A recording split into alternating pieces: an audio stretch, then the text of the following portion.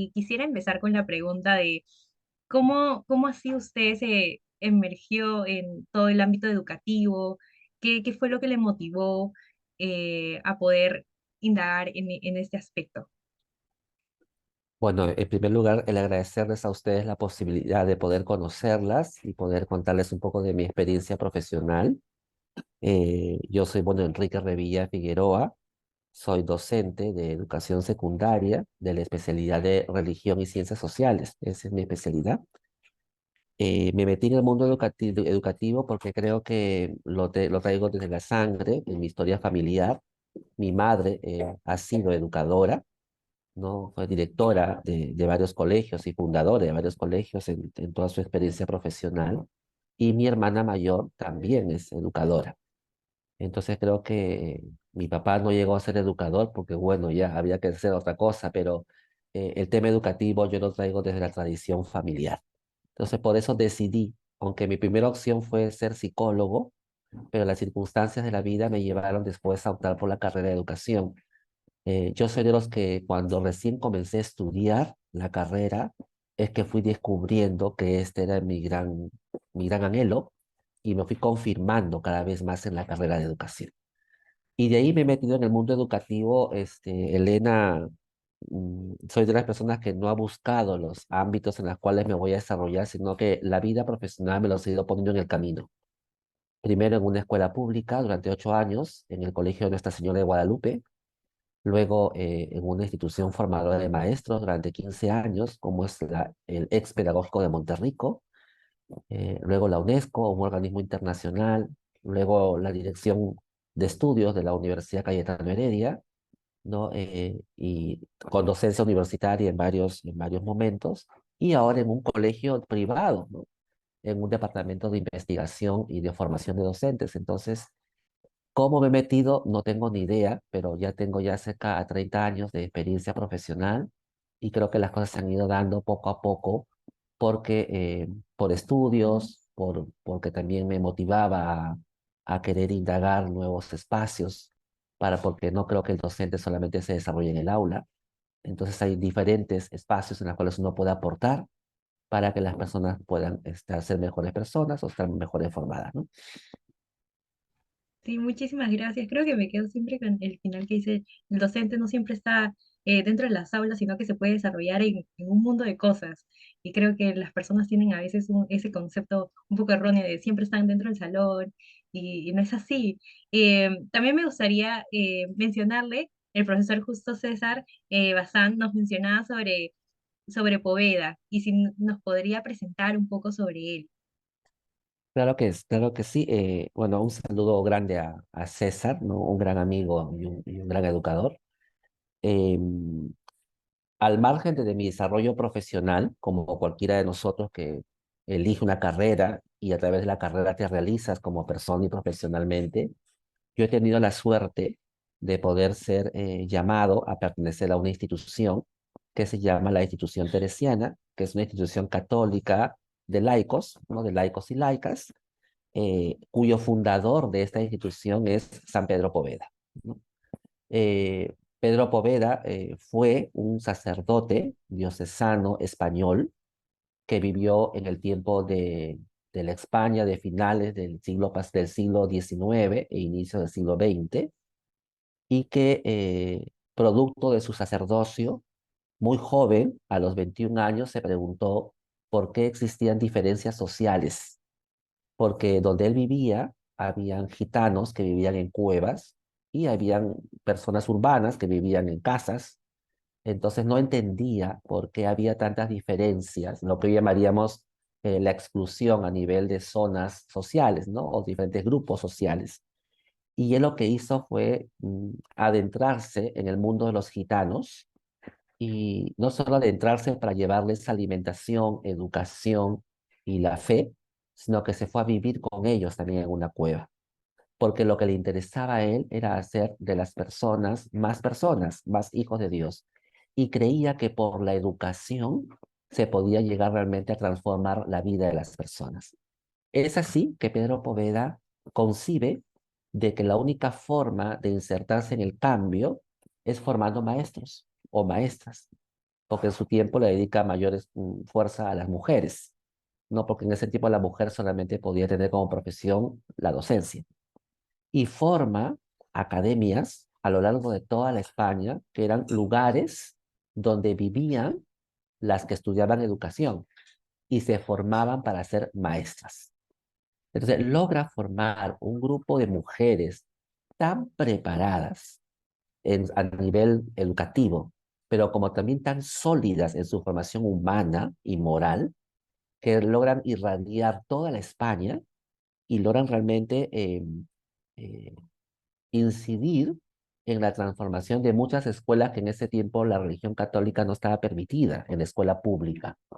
Y ellas, como son laicas, no llevan ningún crucifijo ni ningún atuendo de hábito, es que podían, entre comillas, infiltrarse y llevar la formación realmente a los lugares más recónditos de su país. Es así que Pedro Poveda funda una institución que se va a dedicar a la educación y a la cultura. Y a esa institución le llama Institución Teresiana, que ahora está presente en 32 países y que yo soy privilegiado de poder pertenecer a esta institución. Entonces, para nosotros, San Pedro Poveda es nuestro padre, nuestro modelo de poder realmente ser el educador ejemplo, ejemplo que creemos que todo educador debería seguir. Esta gran sensibilidad social que tuvo por los más necesitados, esta gran formación a nivel profesional, pero también este compromiso por transformar la vida de las personas. O sea, creo que son como itinerarios o rutas para los formadores o los educadores hoy en día. Ok, muchas gracias. Y si tuviera que mencionar en breve, en súper breve, acerca de este proyecto educativo, en qué se sustenta, ¿qué es lo que usted mencionaría? Se sustenta en el humanismo verdad, entendido el humanismo verdad como la riqueza de la persona en todas sus dimensiones. Para Pedro Poveda y para todos los que creemos en una educación integral, la formación es de toda la persona. Yo puedo ser profesor de comunicación, pero no puedo decir que no me interesa la dimensión socioemocional de mi estudiante. Yo puedo ser profesor de matemática, pero no puedo decir que no me interesa la parte psicomotora de mi estudiante.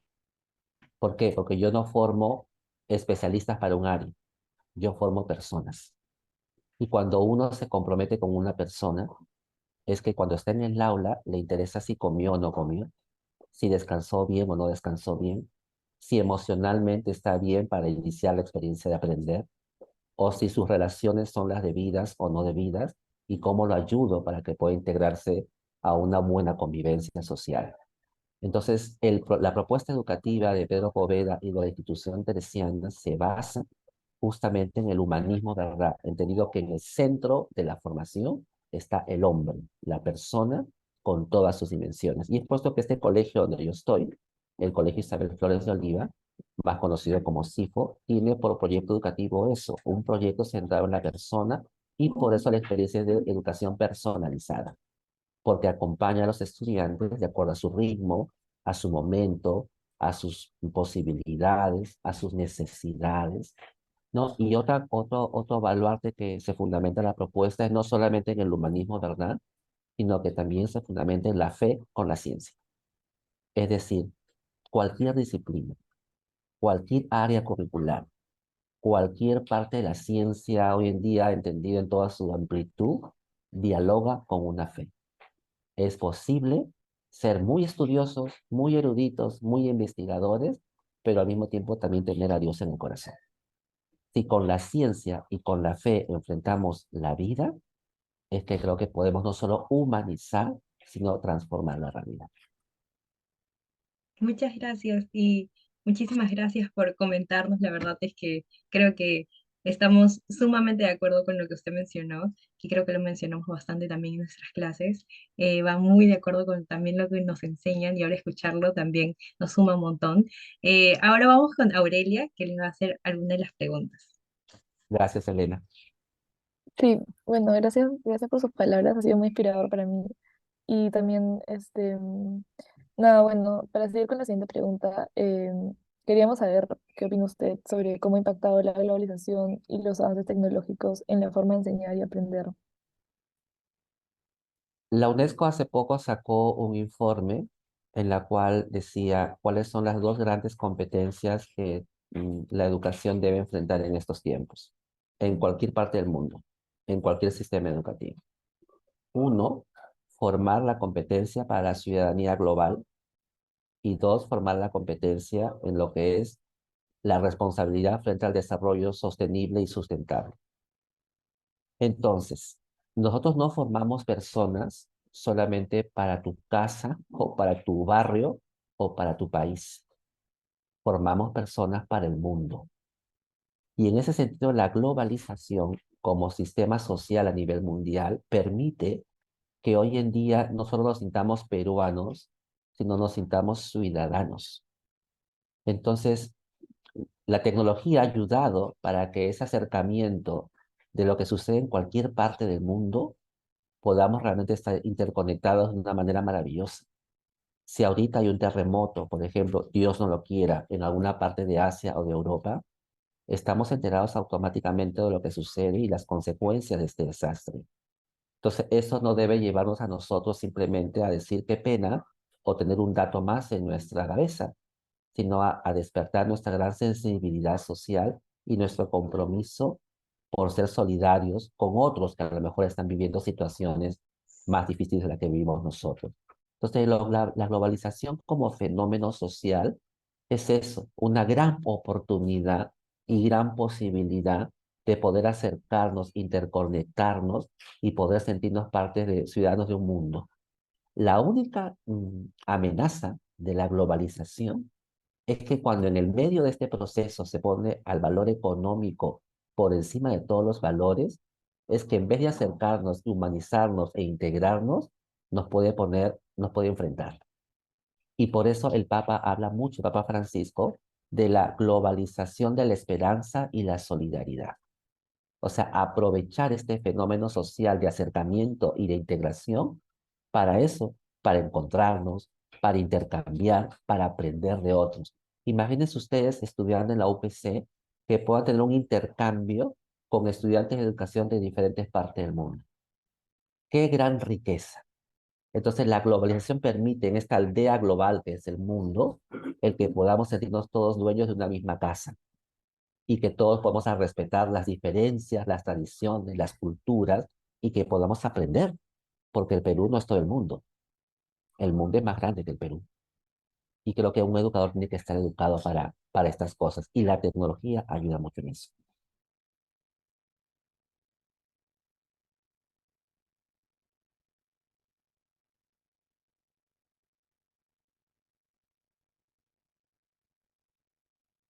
Sí, muchas gracias por la respuesta.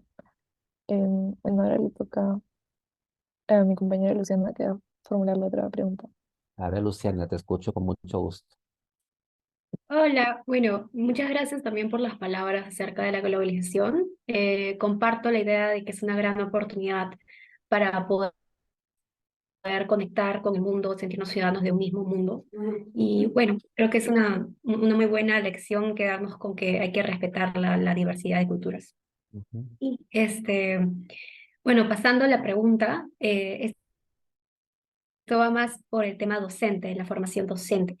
¿Usted cuál cree que es el rol del docente en el proceso educativo y cómo este rol ha ido evolucionando en los últimos años?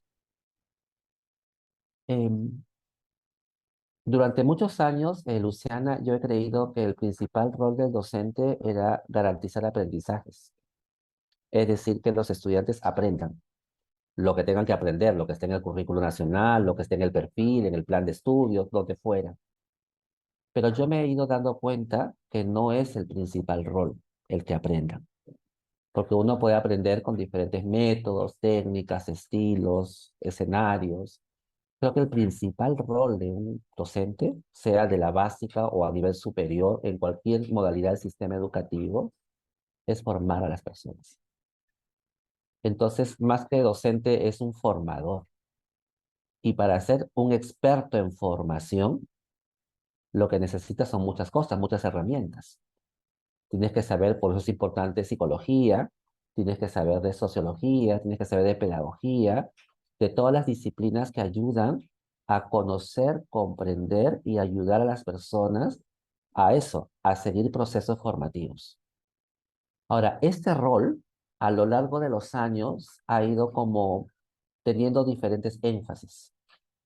Creo que en estos tiempos el mayor énfasis que tenemos como formadores es este acompañamiento a las personas a nivel socioemocional, a nivel tutorial, porque si conocemos un poco cómo están las escuelas y también cómo están las propias universidades o facultades de educación, la fragilidad humana en estos tiempos es muy fuerte, ¿no? Hay mucha necesidad de acompañamiento a nivel de salud mental, a nivel de salud emocional, a nivel de lo que es acompañar procesos de desintegración familiar, procesos de abandono. Los índices de estadística que nos presentan los organismos internacionales es que después de la pandemia, por ejemplo, el tema del suicidio en las escuelas ha crecido enormemente en porcentaje. Antes en las aulas teníamos en el tema, como el tema de inclusión, niños o jóvenes con diferente tipo de discapacidades, no sea motoras o también a nivel intelectual o cognitiva. Hoy en día tenemos todavía esos niños o esos grupos, pero también estudiantes de secundaria y de primaria con grandes necesidades de atención a nivel de la salud mental. Entonces, el rol ya no solamente es garantizar mis competencias y capacidades de mi área o de mi nivel, sino va más allá de eso. Por lo tanto, hay una mayor exigencia al docente, al formador, en el tema de la tutoría, en el tema del acompañamiento. Y ahora se ha agregado más el rol de orientación a las familias, que si bien la familia siempre ha sido como el brazo derecho y el principal socio de la escuela, pero hoy en día la familia, como se encuentran, o las familias, necesitan de una orientación y formación mayor por la grande crisis que vivimos en estos tiempos. Entonces, mira la exigencia que tenemos los formadores. Y ustedes el tiempo que tienen ahora en el pregrado para poder aprovechar al máximo para formarse para ese gran desafío. Otro rol que creo que es muy importante en estos tiempos es cómo debemos estar formados para atender la diversidad. Ya no solamente la diversidad a nivel de diferentes formas de aprender o a nivel de discapacidad, sino la diversidad en toda su extensión. Hoy hay libertad o diversidad en la identidad sexual, hay diversidad a nivel de interculturalidad, porque somos de diferentes razas, culturas, etnias, hay diversidad a nivel de la migración, hay diversidad religiosa, hay diversidad a nivel social. Entonces, ¿cómo la escuela respeta todas estas diversidades y mira la diversidad como un derecho y cómo no homogeniza o no etiqueta y cómo ayuda más bien a pensar que la diversidad es una gran oportunidad y es una riqueza? Hay estudios, chicas, que demuestran que a mayor diversidad, mayor innovación. Este es un desafío que en estos tiempos los docentes todavía no sabemos cómo enfrentarlo. Porque si hay diversidad de personas hasta en la forma de aprender, nuestras actividades planteadas en el aula deberían ser diversas. Los productos para la evaluación o para la evaluación de cualquier proceso deberían ser diversos. Entonces creo que, Luciana, esos son como los grandes énfasis, si bien siempre ha sido la formación de la persona, pero creo que hoy en día hay énfasis a nivel del rol que nos toca asumir. Sí, me gusta mucho la idea de también el docente como no solamente a nivel cognitivo, de la formación de los estudiantes, sino también atender sus necesidades socioemocionales. Y quería hacerle una pregunta, ya que estamos hablando acerca de los docentes. Eh, si se están dando estos desafíos, estas exigencias, ¿cómo podemos tomar o qué medidas debemos tomar para poder fortalecer las competencias de nuestros docentes a fin de que ellos puedan responder de manera eficaz a estos retos en la educación? Yo creo que mm, primero, el que los planes de formación que ustedes tienen o que están formando para docentes sean planes formativos muy flexibles, que permitan definitivamente el que ustedes, las futuras docentes, interactúen con diferentes escenarios educativos, tanto formales como no formales. Yo recuerdo cuando estuve ahora en la Escuela de Educación Superior Pedagógica Monterrico, que también forma docentes, la práctica educativa era en escuelas públicas y de los conos alejados. Pero recuerdo mucho una experiencia con educación inicial, en la cual fuimos a Cieneguilla, a un centro de práctica, y nos dimos cuenta que la mitad de los salones de los niños, las mamás no sabían leer ni escribir. Entonces, ante esa realidad, si no hubiéramos sido flexibles, hubiéramos dicho, hay que cumplir con las horas de práctica y nos importa un poco el tema de los niños. Y bueno, la familia, qué pena que no hayan tenido esta posibilidad de ser letrados, ya verán ellos cómo atienden su necesidad. No, decidimos de que también teníamos que atender a las madres. Y las chicas de práctica de cuarto año de carrera tuvieron que alfabetizar a las mamás. ¿Sabían alfabetizar? No sabían nada. Se prepararon para hacerlo.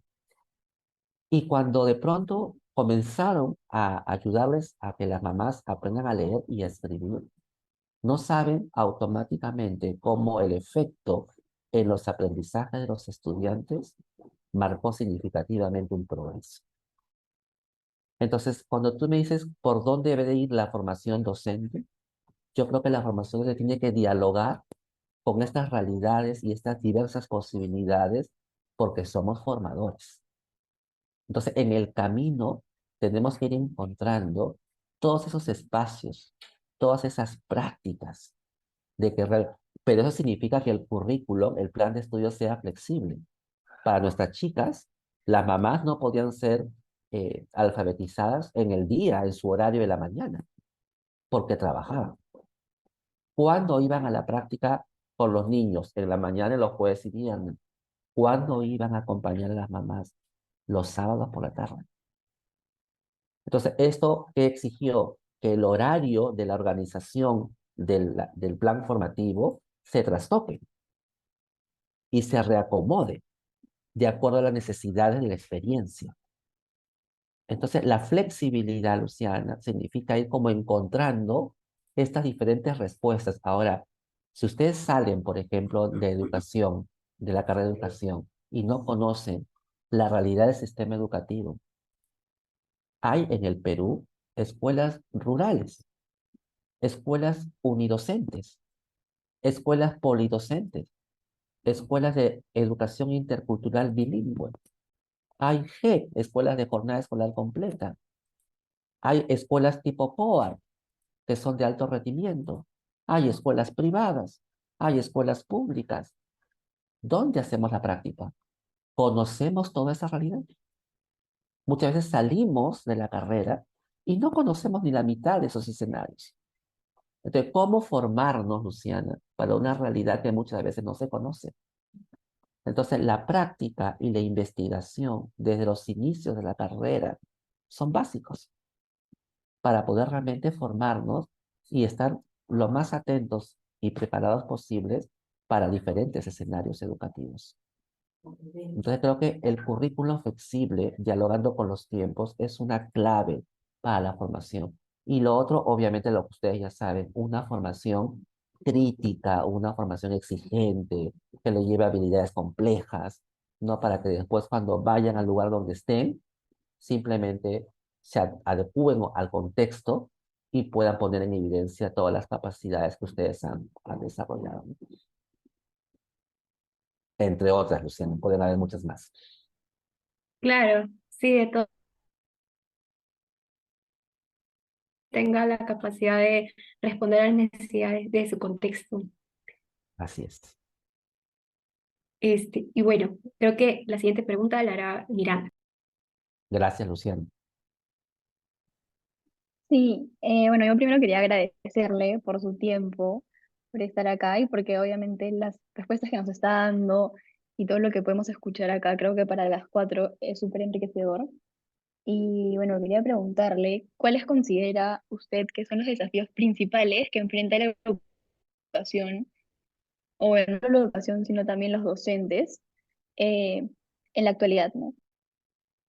A ver, mm, a ver, Miranda, si yo miro la educación como sistema educativo, es decir, la educación en el país, hay muchos desafíos, pero el primer desafío es acortar las brechas sociales en educación. No puede ser de que un de los 600.000 estudiantes de la educación básica regular, que solamente de ese 100% de estudiantes, un 20% tenga asegurado las condiciones básicas para que su educación sea de calidad. El 75% de las escuelas públicas tienen deficiencia a nivel de infraestructura. 25% no cuenta con los servicios básicos de agua, luz y desagüe. Entonces dime, Miranda, ¿cómo se puede educar en circunstancias así?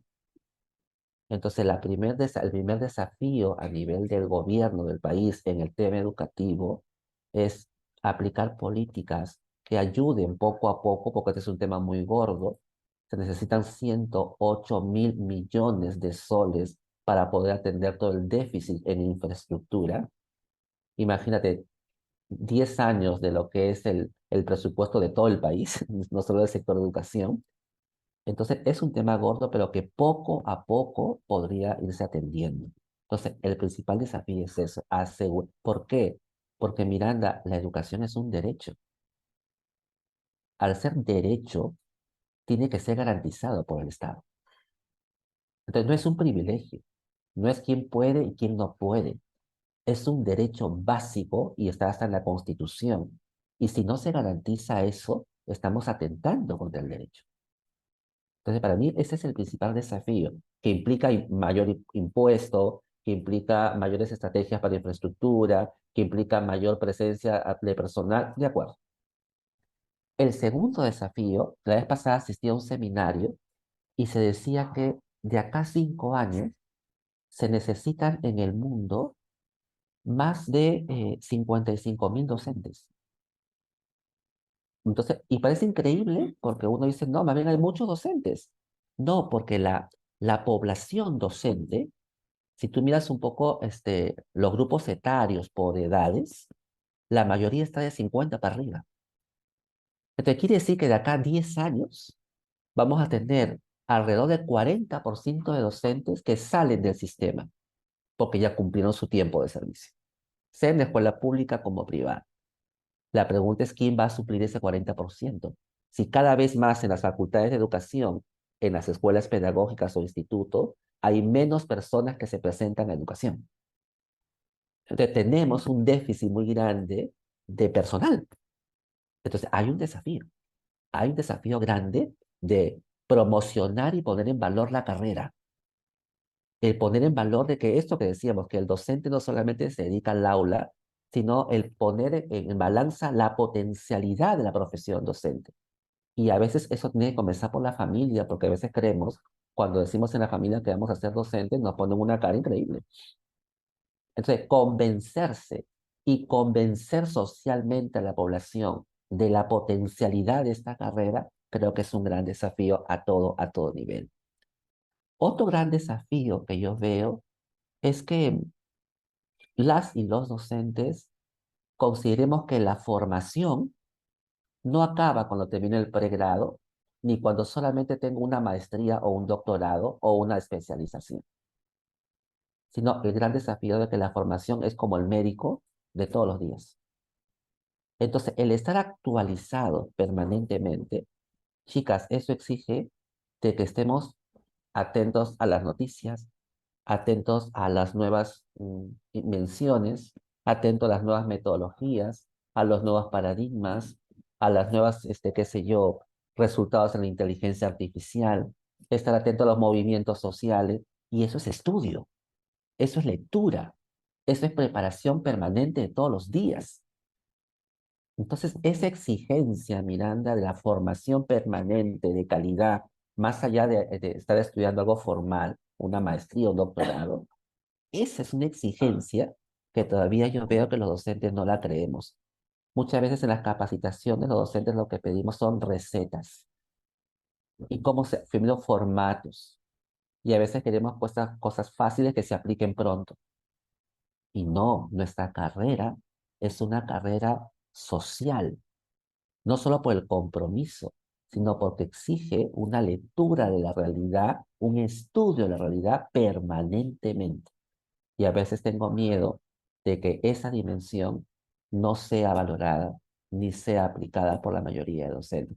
Por eso que hoy en día decimos, pasan tantos años en la educación y seguimos con la misma forma de enseñar, con la misma organización.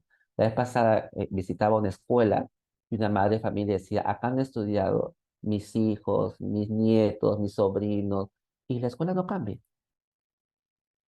Entonces no puede ser que ante tanta modernidad y tanto desarrollo de las ciencias sociales, la tecnología y la ciencia, que la escuela no se adapte. Tiene que adaptarse a los nuevos tiempos. No podemos seguir igual. Muchos hablan de la reinvención de la escuela. Y si eso no sucede, ese es un gran desafío para las escuelas y para los centros de formación. Miranda, entre tantos otros desafíos que podemos identificar. Sí, muchas gracias por tu respuesta. Quería hacer un comentario chiquito primero, quería repreguntar algo, pero creo que queda un minuto para la reunión, entonces no sé si nos podemos volver a conectar un ratito, no será Sí, mucho, pero para con, poder terminar. con mucho gusto. Gracias. Gracias. Ahorita le paso el link Ok, al... Muchísimas ok, gracias. no hay problema. Ahí está, Yo ahí también está. acompañé a mis estudiantes cuando estaba en Monterrico en la práctica en el nivel inicial y en primaria. Y realmente es todo un reto hasta esos niveles. Sí, justo ahorita Miranda está en el nido, si no me equivoco. Sí. Eh, ahorita es en el nido. Pues yo también sí estoy, y también Aurelia, estamos haciendo prácticas preprofesionales para ver si realmente esa es la especialidad que queremos, que es niñez temprana o niñez. Y quisiera hacerle así una repregunta, justo que usted mencionaba sobre la importancia que es la actualización docente hoy en día, ya que, uy, ¿se me escucha o se me fue el internet un poco? Ah, Sí, sí, ya. te escuchamos bien.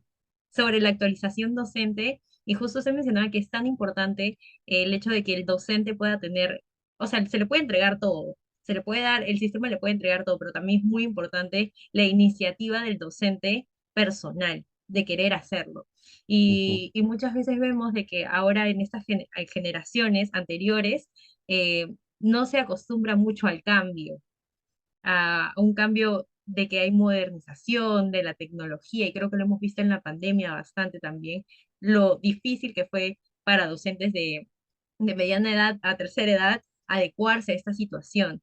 Eh, ¿Usted qué considera que se podría hacer además de tal vez no solamente capacitaciones tecnológicas, sino para adaptarnos o tener esa flexibilidad a los docentes? ¿Qué podría ser el sistema?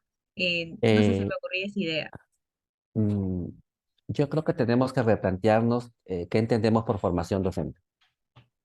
A veces entendemos por formación docente ir a un congreso o ir a un seminario o a escuchar un webinar, ¿no? O, no sé, a lo mejor tener un curso, ¿no? De un mes, ¿no? Entonces, cualquier experiencia formativa de estas que he nombrado que son válidas, no digo de que no son importantes, te pueden actualizar, te pueden refrescar la información, te pueden dar data nueva, te pueden plantear preguntas, pero no necesariamente mejoran tu práctica. Entonces, ¿qué experiencias son las que ayudan realmente a que un docente pueda transformar su práctica? Es decir, innovar, romper su modelo tradicional y entrar por una metodología mucho más activa, etcétera, etcétera. Aquellas experiencias formativas donde el docente entra en un proceso de reflexión de su propia práctica. Entonces, por eso a veces en las escuelas, aquí mismo hacemos experiencias en las cuales, a ver, viene un ponente, pero ese ponente luego tiene que a lo mejor darnos un conjunto de ideas, nos deja un reto muy grande, y a veces nos encanta la ponencia, decimos, qué bien, qué excelente, qué actual, pero si solamente queda en la ponencia, habremos invertido tiempo, pero no hemos ganado mucho. Entonces, lo importante es cómo después esos elementos de la ponencia bajan al nivel, o bajan por equipos, o bajan a los docentes de área, y generan un espacio de contraste, de estudio, de aplicación, miran lo que están haciendo, hacen ajustes, van y ponen en práctica esos ajustes, comparten cómo le van con los resultados de esos ajustes. Esas experiencias de, de hacer y de ir pensando en el hacer y de ir transformando son los que realmente forman a un verdadero docente. Hay investigaciones en el tema docente que dice que el docente hace 4 grandes elecciones a lo largo de toda su historia de vida. La primera, cuando eliges dónde estudiar en el colegio. Tu primera decisión. No, bueno, no lo haces tú, lo hacen tus padres por ti o tus familiares, pero tú eliges un colegio o te ponen en un colegio. En ese colegio, tú vas a comenzar a construir mentalmente la imagen de quién es un docente, porque vas a tener profesores de inicial, de primaria y secundaria. Si tu experiencia ha sido muy grata, vas a recordar al docente con una gran admiración y con un gran cariño. Y vas a decir, el docente es el que se preocupa, el que me llama por mi nombre, el que siempre ha estado atento a que se entregaba mis tareas, no entregaba mis tareas, el que me preguntaba por mi familia, el que me llamaba cuando estaba enfermo, porque esa es tu experiencia de escuela. Y esa experiencia de los 11 años en la escuela marca tanto tu forma de pensar quién es un docente, que cuando sales de la escuela viene la segunda decisión, que es qué carrera o qué tipo de vida voy a llevar.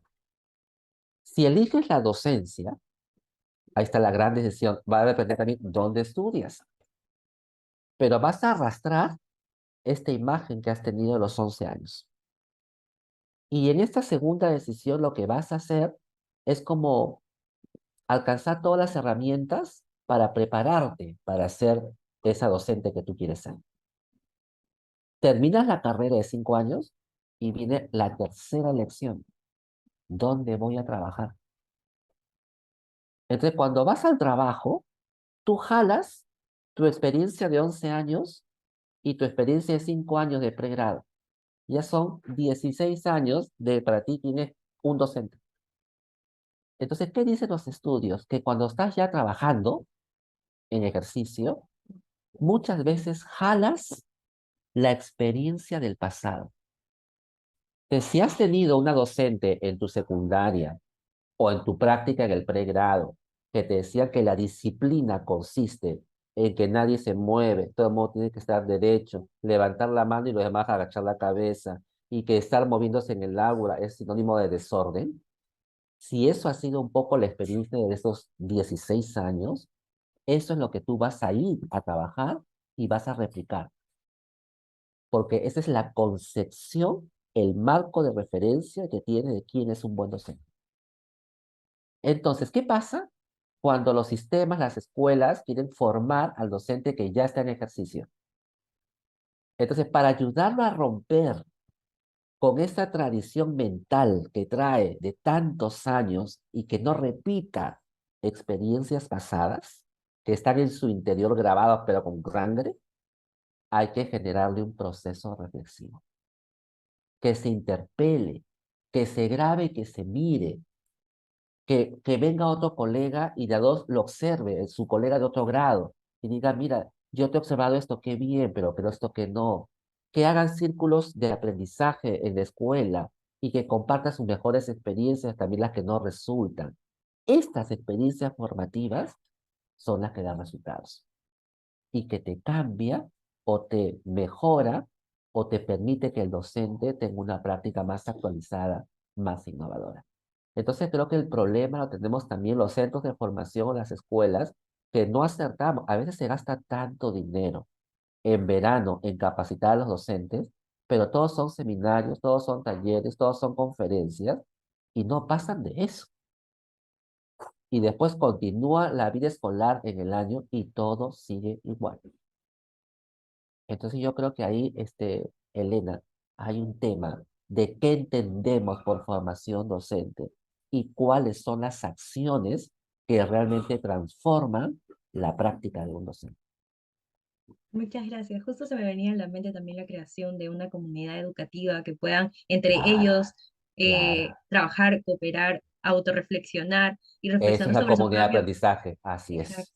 Así, Y se me venía eso a la mente y lo tan importante que menciona también usted en este proceso reflexivo y que cuán va a influenciar en él. Gracias y creo que ya para ir finalizando, Miri le va a hacer unas preguntas, no sé si tienes una repregunta.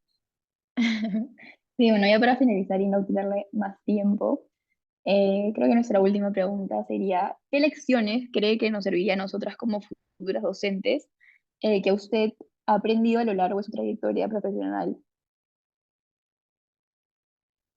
tengo varias, ¿ya? Pero voy a decir algunas. Voy a volver a citar a San Pedro Poveda, que seguramente César Bazán les ha hablado mucho de él. Pedro Poveda tenía una frase, mira que él nació en 1873 y murió en 1936 asesinado justamente por sus causas, por su forma de ver la vida y comprometerse con ella. Pero él decía, cuando se refería a los docentes, tenía una frase bien potente que decía, dadme una vocación y os daré una escuela. ¿Qué significa esa frase? Dadme, o sea, denme una vocación de maestra o de maestro, y nacerá, por decirlo, una escuela.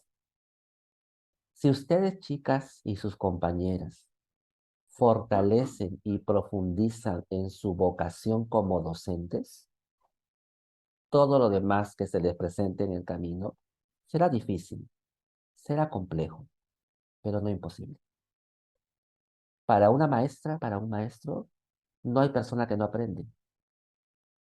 Por más que las condiciones sean adversas, las peores, las que se puede imaginar, siempre para un maestro, y en eso consiste la pedagogía, es sacar lo más preciado y desarrollar las potencialidades de la persona.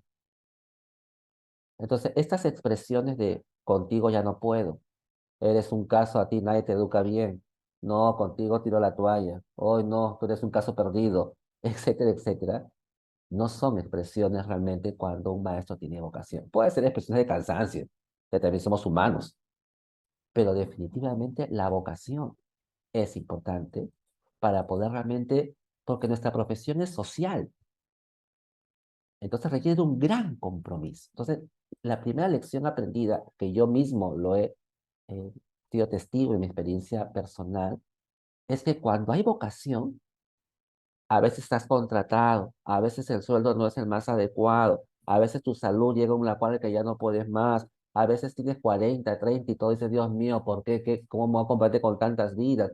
Todo eso, estos papás, qué terrible, etcétera, etcétera. Pero cuando hay vocación, siempre vas a estar adelante al pie de la lucha.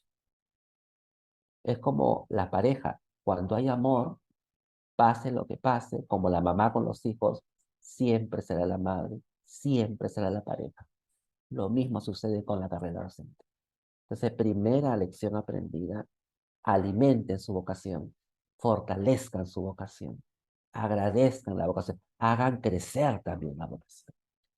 La segunda, nunca se cansen de estudiar. A veces uno dice, termina el pregrado, por fin, no quiero saber nunca nada más de todo lo que he estudiado. No, yo la vez pasada miraba mi historia de vida y me pasé 15 años después del pregrado estudiando sin ni un solo año descansar. Después, obviamente, decidí descansar 5 años, porque ya la vida no me daba. Pero después decía, 15 años. ¿Y qué ha significado apostar económicamente, a nivel de tiempo, emocionalmente, psicológicamente? Entonces, a veces uno los resultados los ve mucho después. Entonces, lección aprendida. ¿Quieres crecer personalmente y profesionalmente? Prepárate. La preparación, la actualización, la experiencia es importante. No cometan el error de terminar el pregrado, se licencian, ya son bachilleres, ya quieren ser magíster. Tengan experiencia, porque la experiencia también forma. La práctica es importante. Porque cuando vayan a la maestría y hagan investigación, la experiencia les dará muchas posibilidades. Y la tercera lección, lección aprendida, no se puede educar solos. Necesitamos coordinar, trabajar con otros actores. En inicial, el papá policía, el papá bombero, el papá ingeniero, la mamá que es negociante. Todas estas experiencias son válidas para la escuela, porque es una educación para la vida. Mi compañera de clase no es de grado, no es mi rival, es al final una más que suma a la experiencia.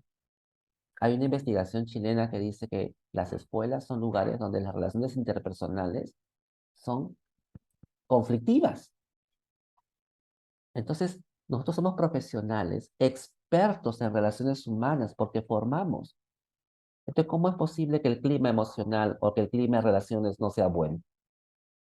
Ahí hay un tema que tenemos que trabajar. Entonces, la experiencia nos lleva a que sola no puedes, necesitas de nosotros para poder realmente atender todas las necesidades que tu carrera te va a exigir. Bueno, entre otras lecciones aprendidas.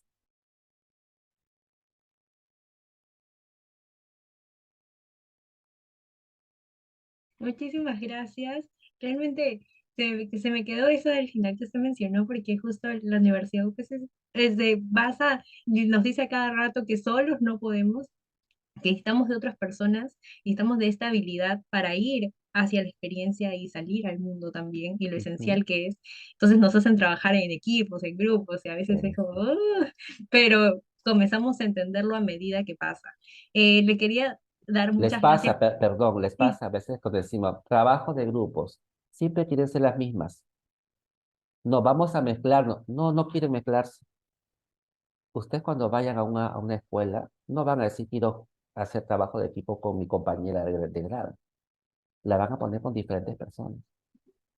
Entonces, si desde ahora no entendemos que eso también es parte de nuestra formación, después nos va a costar realmente abrirnos a otros profesionales, a otros caracteres, a otras formas de pensar. Hoy en día uno cuando alguien piensa en contra tuya o no de acuerdo a tu forma de pensar, lo vemos como amenaza o como que tiene algo contigo, porque no estamos acostumbrados al pensamiento diferente.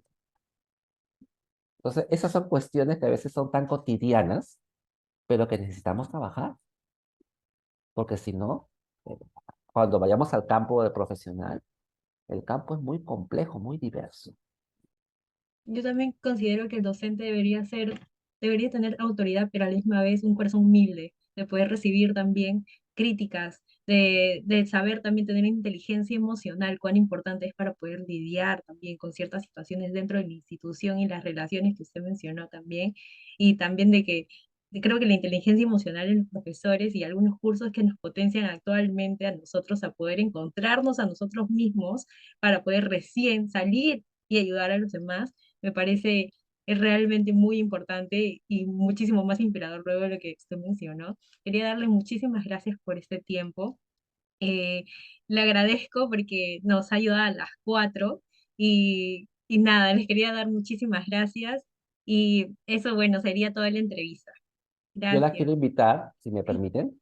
Nosotros estamos organizando aquí el colegio con la Facultad de Educación de la Católica al primer encuentro de estudiantes de educación, ¿no? Que es en la semana del Día del Maestro, que es el martes 4 de julio a las 7 de la noche vía virtual. Ya han confirmado 15 casas de estudio a nivel nacional, todos estudiantes de educación. He visto dos personas de la UPC que por ahí se han inscrito porque es gratuito y es virtual, ¿no? Entonces, invitarlas porque queremos un espacio donde ya no hablemos nosotros, sino hablen ustedes, donde las estudiantes puedan expresar su voz, de que yo les haga la entrevista a ustedes. ¿Quién para ustedes es un docente? ¿Dónde trabaja un docente? ¿Cuáles son los retos y desafíos del docente? Porque a veces creemos que nosotros, claro, tenemos experiencia y podemos tener respuestas, pero ustedes también nos pueden enseñar mucho, aún estando en formación. Entonces, este es un encuentro para estudiantes de educación, de facultades, de escuelas pedagógicas y de institutos. Entonces, Elena, a tu WhatsApp te voy a mandar toda la propaganda. Hay que inscribirse nomás en un link, un formulario, y ojalá puedan estar presentes por su institución y con todos los que ustedes consideren y puedan invitar. Esa invitación especial se las hago a las 4. Gracias, muchísimas gracias. ¿Ya? Por nada. Gracias. Gracias. Con gusto Hasta cuando luego. quieran. Un abrazo.